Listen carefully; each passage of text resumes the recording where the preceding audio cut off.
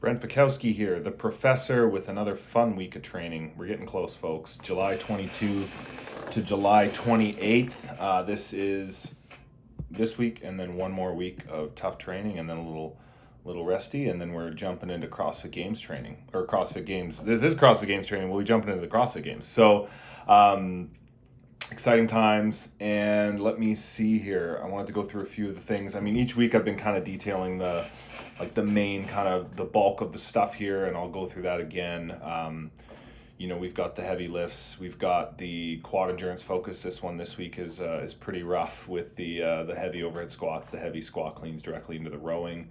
And with that rowing, your legs are going to be pretty smoked from the squatting, from the burpees. And then when you get on that rower, row properly, row with your legs, right? So in a competition setting, you might, really pull with your arms and your back and change your rowing technique. But for the purpose of this, row properly, try to keep rowing with, full extension all the way, get your butt to your heels and use those legs and really burn them down because this is training. So we want to get better.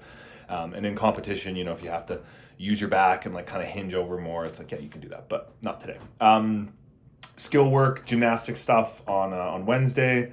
Lots of fun there. And, I wrote down, obviously, it's a bit of a choose your own adventure, right? It's bar complexes and handstand walks for time, right? And it's very similar, not dissimilar to what was obviously at the games last year, which was just the obstacles, the freestanding handstand push-ups, the pirouettes, and pullovers. But it's okay, let's practice the grid league combos. Let's practice the chest to bar into the butterfly, pull up into the toes to bar into the bar muscle up. Let's practice some different handstand skills. So I wrote down a bunch and just choose ones that are challenging, right? So choose some skills that are kind of right on that edge of what you can do, and put them in a little bit of a 4-time format.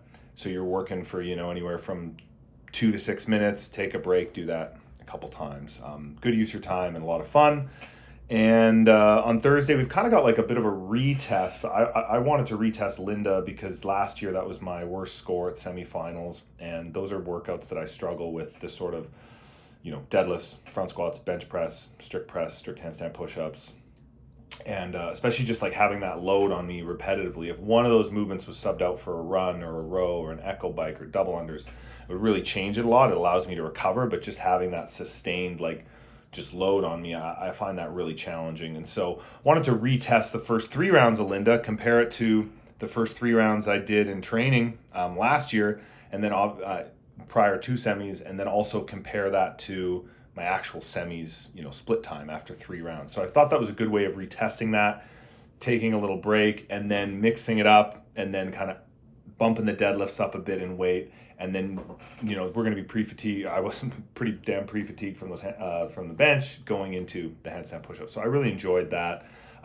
Improved on my time, was able to go unbroken on the deadlifts and the bench, whereas in training and in competition, I had to split them all the way until I think the 4s I started going unbroken. So I was breaking up the 6s and 3 and 3 on the deadlifts and the bench press, whereas a lot more confidence in that 10-9-8 just went unbroken and quick singles on the cleans. So felt like that would be a lot better performance for me than it was in 2023 semis. So good confidence booster there. And I always take that stuff with a bit of a grain of salt. I wanted to do those first 3 rounds because that's what I did as part of the prep for Linda last year. I like to compare training results more than comparing competition results to training, because training and competition in this sport I find are quite different.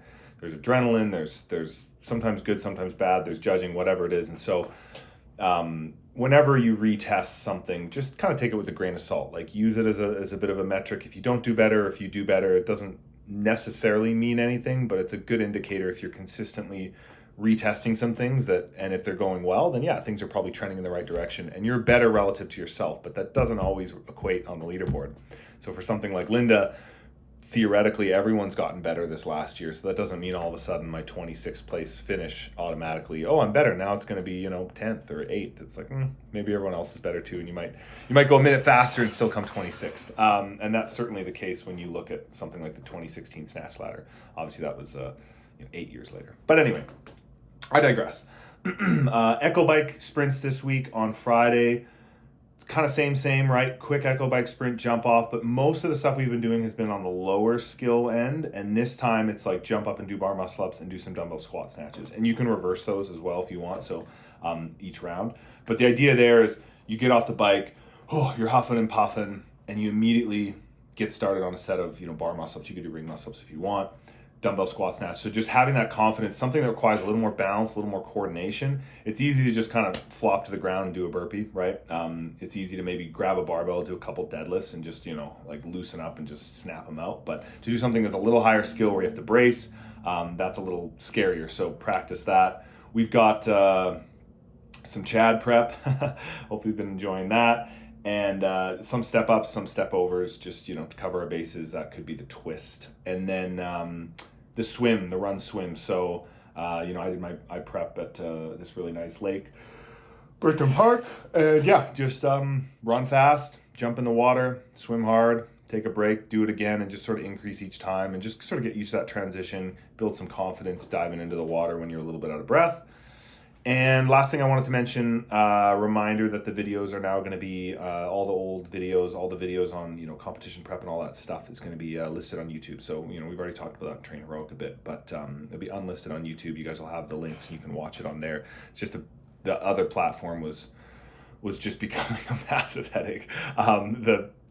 It doesn't pay to get into it, but so hopefully this still gives you some great access. There's lots of great insights there, and I still go back to those sometimes, and it's a good reminder for myself. I usually don't watch the videos, but I go back to the actual documents, and I'll be chewing through those leading up to the games to make sure that my competition prep, never take it for granted. It's you don't want to rest on your laurels and I'm prepared. It's like, no, like let's go through the steps. Let's plan the pacing. Let's plan what am I going to wear? What am I going to eat? What is my strategy? What's my plan A? What's my plan B? If something goes bad, what's my shift of perspective? And you read self-help books and stuff like that, and that's something they talk about. It's like, you prepare for success, but also prepare for failure, right? So, in the case of something like Chad, it's like, okay, what are let's plan for success, right? Let's plan for, hey, I'm going to hold this pace and this is what I'm going to do and this is my strategy. But like, what am I going to do if this, right? If I get a bunch of no reps, if I get, the judge loses count, if I start cramping, like what is my mindset going to be and how am I going to reframe that? And if I'm feeling really good, or, maybe I'm thinking, I'm going to do really well. I'm going to come like, first place, whatever. But if I'm halfway through and I'm way behind, am I going to push? Am I going to let, ease back and just hold on to, whatever 20th place? Or am I going to push and, try and push and still try and get first or try and get top 10 or something like that? So good to kind of go through those things beforehand. And not that it's negative self-talk, but it's just realism, right? And that works well for me. For some people, they prefer to just stick with the raw positive, but I like to be prepared for all the situations. And so going to those videos, looking at the competition prep videos, it's still good. I still go back and I look at those and still learning from myself, I guess, after all these years. But really enjoyed that Linda workout, that squat clean and overhead squat workout. The quad endurance one, that one was nasty. And I think there was one other one I wanted to talk about. Where are you? Hold on here. Let me find it.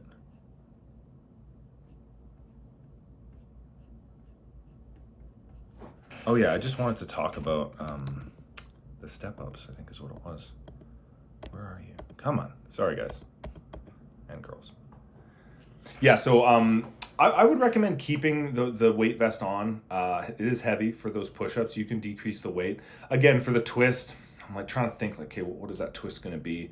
Want to get in the volume with those step-ups so that, that 1,000 isn't a huge shock to the system. And so I'm thinking the twist is either step overs or a simple movement. Maybe it's a pull up, maybe it's a push up. I don't know. Maybe it's going to be combined with running, but I feel like with all the running we're doing because of the other announcement with the run swim, I'm not going to load any more on my legs and on your legs with a vest. Deal with that if it comes to it. But practice those push-ups in the vest. Even quick sets, right? It might just be like doubles and triples or singles and stuff. And but if it does really bog down and it's starting to just get into nothing, then just get back to the step-ups. But good opportunity to mix in some push-ups there and practice that because I think that something like that, something simple could be the twist as well as maybe just step overs. That's it. That's all I want to talk about. It's already been 10 minutes. Thanks so much, Professor Project. As always, hit me up, Train Heroic, and answer any questions you might have. let's get sweaty. Let's enjoy the summer. Let's get ready for the CrossFit Games.